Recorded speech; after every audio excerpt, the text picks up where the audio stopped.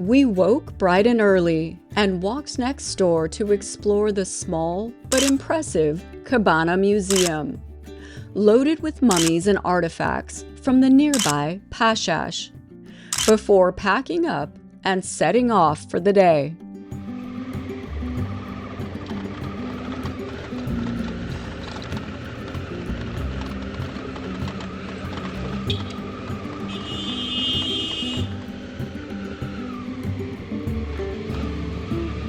Leaving the quaint little mountain town of Cabana in our mirrors, we set off for what was scheduled to be a long day in the saddle.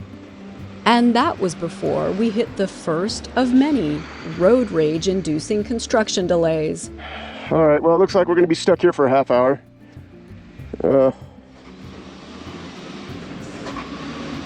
Follow him or no? Nope. All right, now I'm just confused. She said to go after him, right? I was thinking that that's what she meant, but maybe, like, I don't know. Which, all said and done, ended up costing us close to 2 hours. Ironically, after a day of riding roads that were totally devoid of any sort of maintenance, now we can't seem to get away from it. A las 12, amigo, a las 12 voy a dar pase. A las dos, media hora? Sí. No. There's literally about 500 feet of road from this point to the other roadblock. And she said the reason that they're going to let us go in a half hour is because that's their lunch break. But as it turns out, the only thing more boring than getting stuck behind roadwork is watching a video of someone else stuck behind roadwork. So we're going to do you a favor and try to stick to the highlights, set to some music that may or may not make things worse.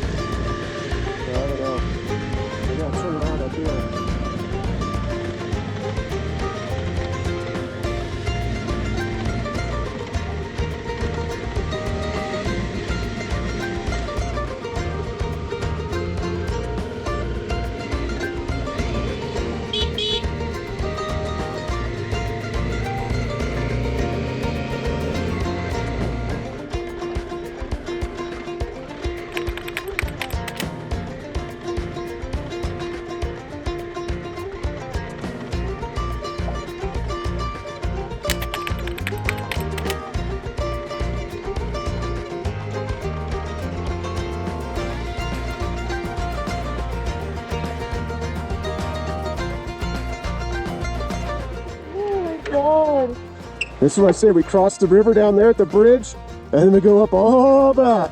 And you know what's awesome now? This is all paved now. When I did it before, it was completely dirt. Oh man, look at all that. Yay! Oh my god, it's like a fun. Yeah. But as it turns out, looks can be deceiving. And those freshly paved twisties we were both looking forward to, well, it's a bit of a landslide. Damn.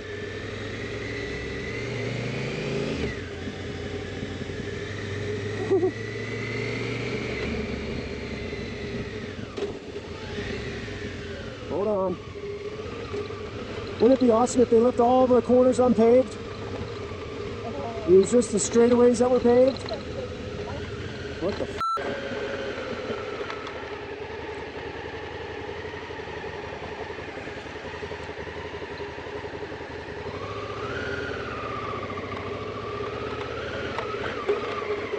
Got ourselves a bit of a detour here.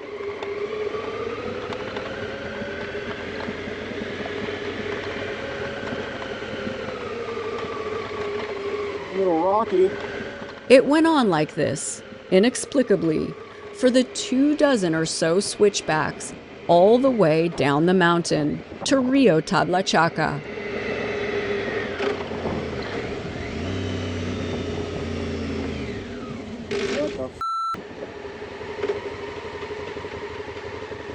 Now, I really have no idea what the is going on here now. Peru's just trying to do me dirty.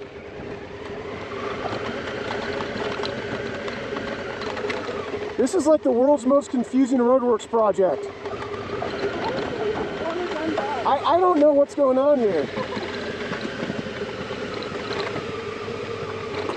I think somebody's pocketing some money though.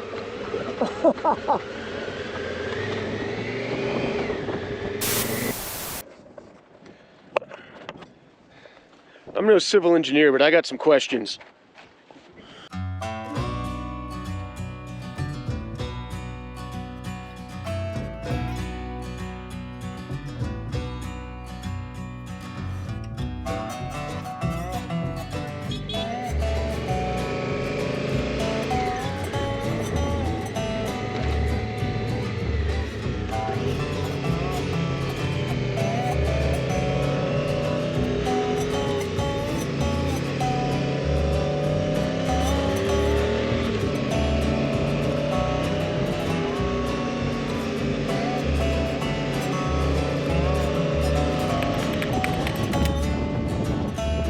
After commiserating with a few of the locals, we crossed the confounded bridge into the La Libertad region and began our climb out of the valley and into the Western Andes and those tarmac twisties we had been hoping for, with just enough Mother Nature crowding the corners to keep things interesting.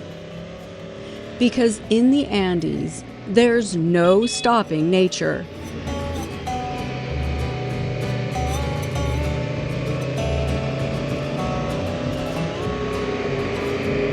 Whoa, that's a big one. In early 2019, this entire section of Highway 3N was gravel.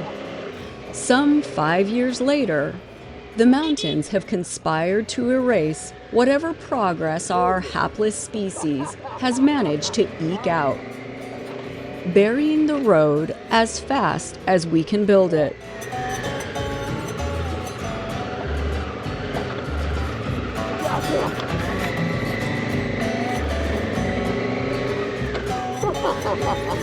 Watch out for the f***ing hole.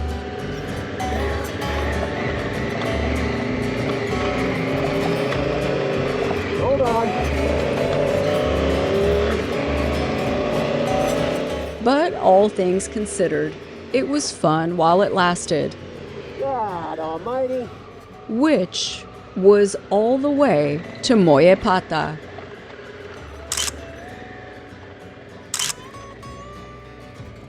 Listo? Yeah. All right. Let's see if we can get ourselves out of here.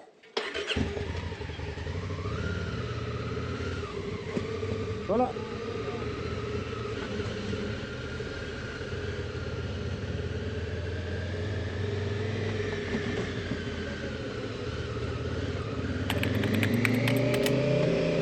We were hours behind schedule and still over 5 hours and 180 kilometers shy of our goal for the evening.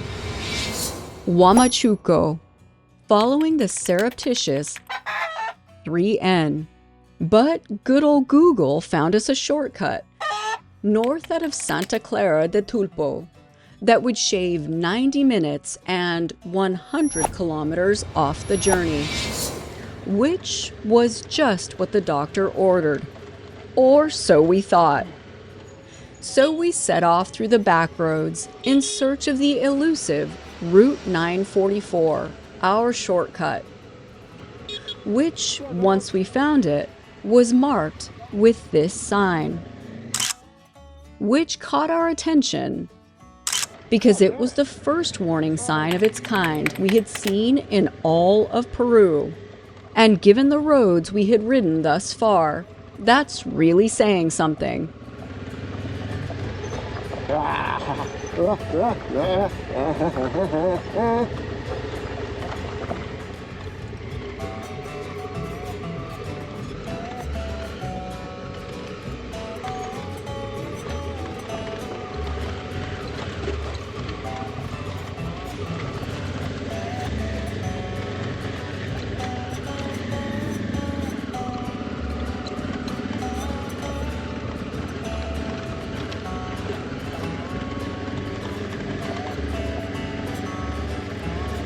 That road that went that way didn't look all that promising.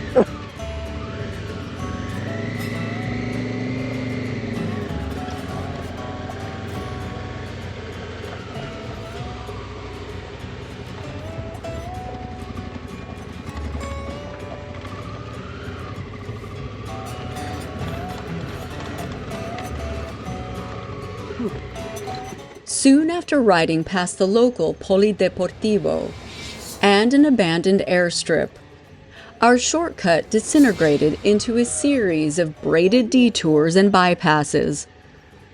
A nonsensical network of wide, well-graded roads leading to dead ends, gravel pits, or simply disappearing into the brush without a trace. So we decided to backtrack a bit and consult the only person we had seen in the last 45 minutes. A man tending to a field at the edge of a dry riverbed. Huamachuco. Yeah. Sí, estás en la carretera El Puente. Por el puente pasa y acaba de encontrar el desvío. El desvío que está acá. Y si no puede pasar por acá, pasa por acá o ni que por las piedras. La puente es mejor, ¿que no? Sí, Ya. encuentra el desvío y el desvío le lleva. Okay. Sigue la carretera que está todo transitable en luz. Okay. Va a salir en todo el filo allá. Perfecto. De ahí para atrás ya. Perfecto. ¿Cuánto tiempo más o menos? De acá en moto 2 a 3 horas está. 2 o 3 horas? Ok, bien. Ya, perfecto. Muchas gracias. Tenga buen día. All right, it was nothing. Chad had already pre-walked the bridge, which had seen better days, before finding the detour, which just so happened to be a steep, loose, rocky nightmare. And having already ridden down a few similar detours, he wasn't liking our odds of getting out of this mess.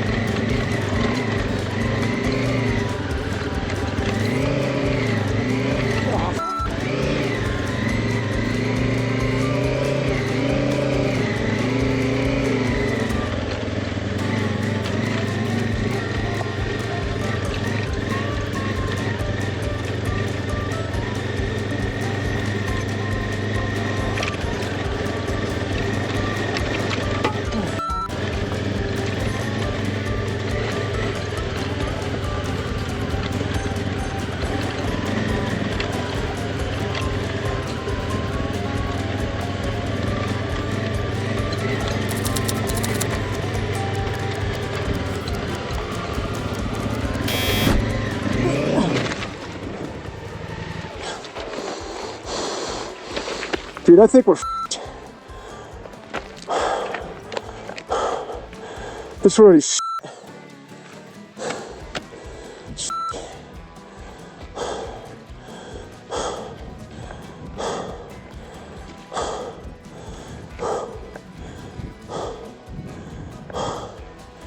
Oh man,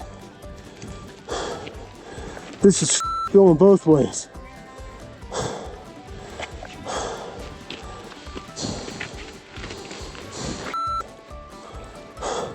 See where that goes. It's just a more. And if that's the road right there, it looks like it's completely f***ing washed out. That doesn't go through. Damn it. I think we gotta turn around and go back to 3N. I'm not liking my chances of making it back up that other side either. Damn it. Oh, f***ing Google. You piece of shit. How am I gonna turn around here? Oh.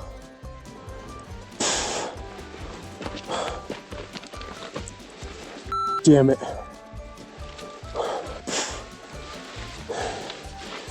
Yeah, it's good for a big old moto like this, isn't it? Damn, alright. Shit. 1, 2, 3.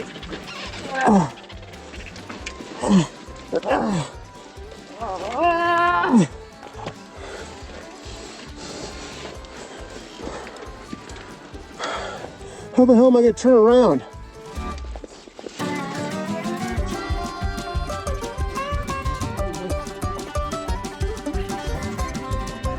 And, well, I'll spare you the gory details, but suffice it to say, it took a bit of struggling, a little road work, and a whole lot of cursing to change course.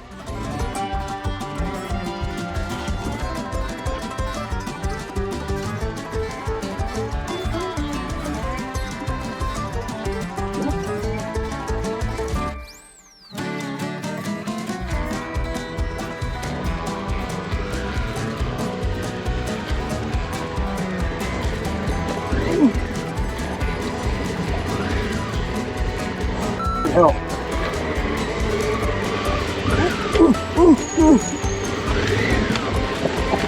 But eventually, after gingerly picking his way through the fun stuff, Chad was nice enough to let me back on the bike.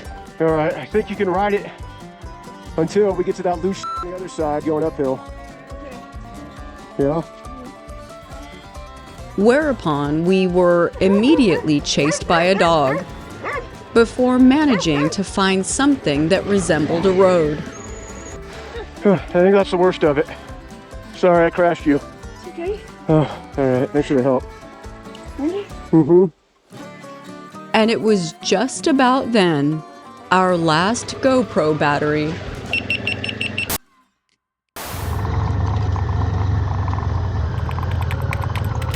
Oh, man.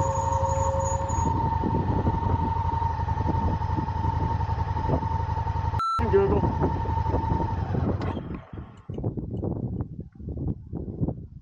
I'm not falling for this trap again. I'll just take the long way around.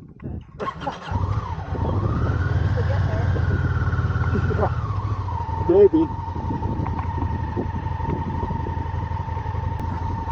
Hours from our destination, chasing the setting sun, we were faced with yet another dead end.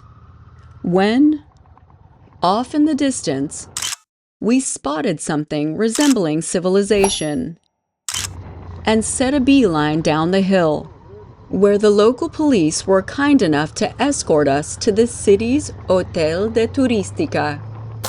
So when we set off this morning, we were about 5.5 hours away from our destination. Well, after some road construction and another brilliant Google shortcut, we've now been in the saddle for 8 hours, and we are still remarkably 4 hours shy of our destination. So I'm going to have to sit down later with a paper and pencil and figure out the math on that one. Anyway, here we are. I don't know where we are. Actually, I have no clue where we're there.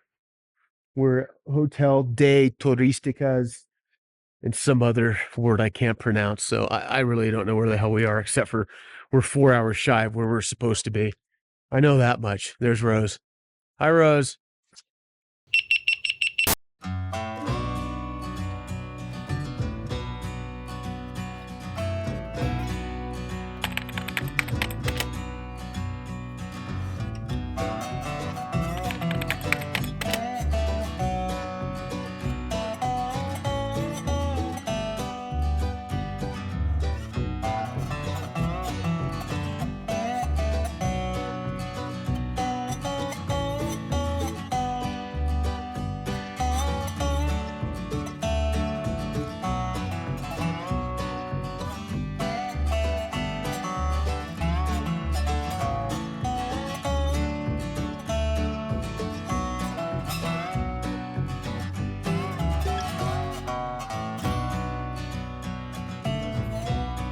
Having licked our wounds, we set off from the Hotel de Turistica Cachicadan.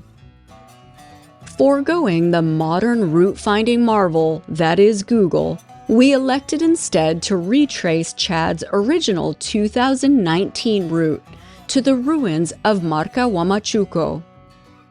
But first, we decided to stop at Cementerio de Colombay, sitting at a crossroads, nearly 12,000 feet, 3,700 meters high in the western Andes, and walk among its slightly more modern monuments. Unfortunately, no more immune to the plague of progress than the mountains on which they stand.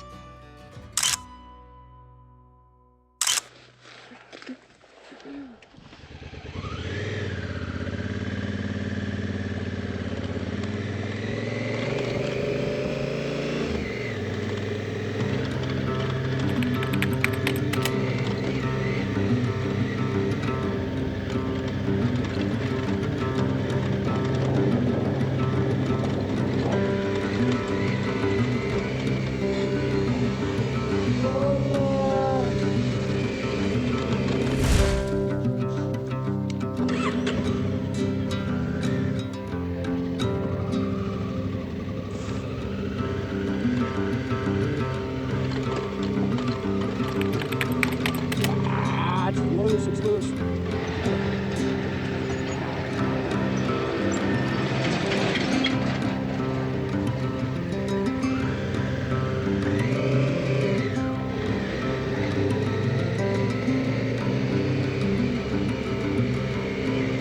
After yesterday's debacle, we were taking it easy and had planned to lay over in Huamachuco for a couple of days.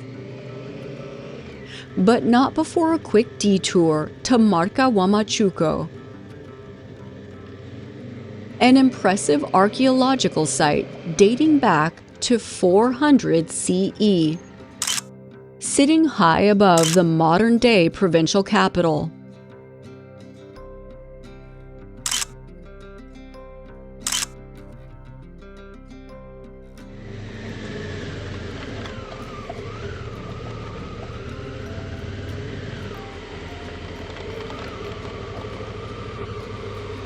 After parking up and signing in, we were given free rein to explore what remains of what has been dubbed the Machu Picchu of the North. Occupied for approximately 700 years, the site may have served as both an administrative and ceremonial crossroads in pre-Inca times, with architectural and construction influences from various Andean cultures, such as the Wari and Chavin on display. Last time I was here in 2019, none of these ropes existed, and you could actually walk up between these walls here, these supported walls, which I guess probably isn't the best in terms of preservation, but just kind of make for a cooler experience.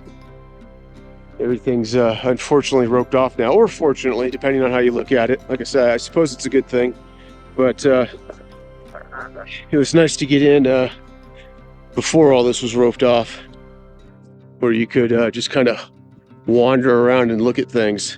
What led to the eventual abandonment of the city, sometime around 1100 CE, remains unclear.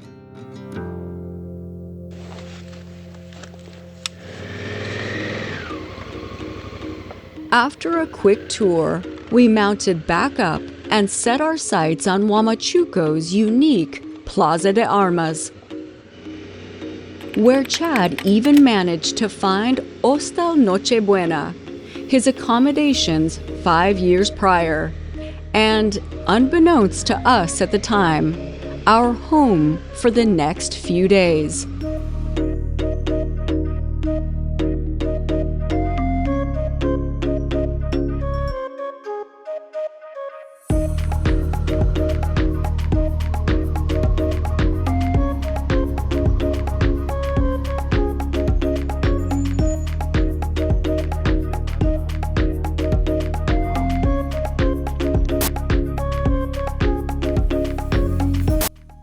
You okay?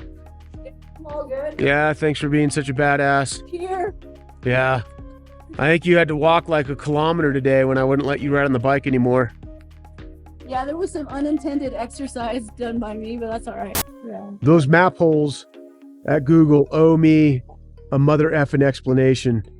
And new suspension. New suspension. Scraped my knee. So yeah, she scraped her knee. I need some clean skivvies.